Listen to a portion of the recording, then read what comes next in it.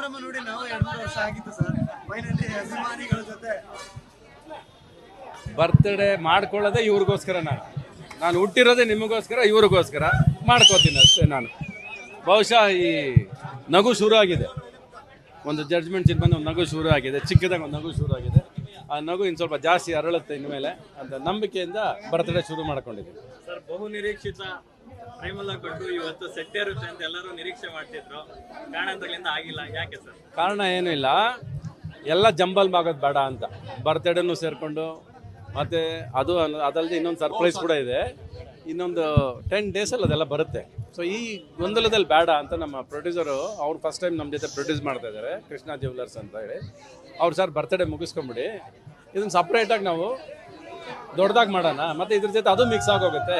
So ನಾಳೆ ಬೆಳಗ್ಗೆ ಪ್ರಚಾರ ಆದಾಗ ಏನಾಗಿದೆ, ಬರ್ತ್ಡೇ ಅದು ಇದು ಎಲ್ಲ ಒಟ್ಟು ಕನ್ಫ್ಯೂಸ್ ಆಗುತ್ತೆ ಮಾರ್ಕೆಟಲ್ಲಿ. ನೀವು ಆರಾಮಾಗಿ ಮುಗಿಸ್ಕೊಳ್ಳಿ, ಅದನ್ನ ಆಮೇಲೆ ಸೆಲೆಬ್ರೇಟ್ ಮಾಡೋಣ ಅಂದರು. ಅದಕ್ಕೆ ಅದನ್ನ ವಿತ್ಹೆಲ್ಡ್ ಮಾಡಿದ್ದೀನಿ. ಸರ್, ನಿಮ್ಮ ಬರ್ಡೇ ವಿಶೇಷ ಇವತ್ತು ಜಡ್ಜ್ಮೆಂಟ್ ಸಿನಿಮಾದ ಟಿಕೆಟ್ ಪ್ರೈಸ್ನ ಕಮ್ಮಿ ಮಾಡಿದ್ದಾರೆ ರಾಜ್ಯಾದ್ಯಂತ. ಸೊ ಆಫ್ಟರ್ ಲಾಂಗ್ ಟೈಮ್ ನೀವು ಸುಮಾರು ವರ್ಷಗಳ ನಂತರ ಯುದ್ಧಕಾಂಡ ಆದಮೇಲೆ ತೆರಿಕೋಟು ಹಾಕಿದ್ದೀರಾ. ಸೊ ಎಷ್ಟು ಖುಷಿ ಕೊಡ್ತೀರಾ ಸರ್? ನಮಗೆ ಫೈನಲ್ ಆಗಿ ಸಿನಿಮಾ ಜನಗಳಿಗೆ ಖುಷಿ ಆದಾಗ ಮನಸ್ಸಿಗೆ ತುಂಬ ತೃಪ್ತಿ ಆಗೋದು ಆವಾಗಲೇ.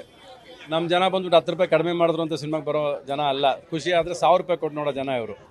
2000 ಕೊಟ್ಟು ನೋಡಿದ್ದಾರೆ. ಅದು ಪ್ರೊಡ್ಯೂಸರ್ಸು ಸ್ವಲ್ಪ ಧಾರಾಳ ನನ್ನ ಮೇಲಿರೋ ಪ್ರೀತಿಗೆ ಅವ್ರು 10 ರೂಪಾಯಿನ ಕಡಿಮೆ ಮಾಡಿ ಕೊಟ್ಟಿದ್ದಾರೆ ಅವರು.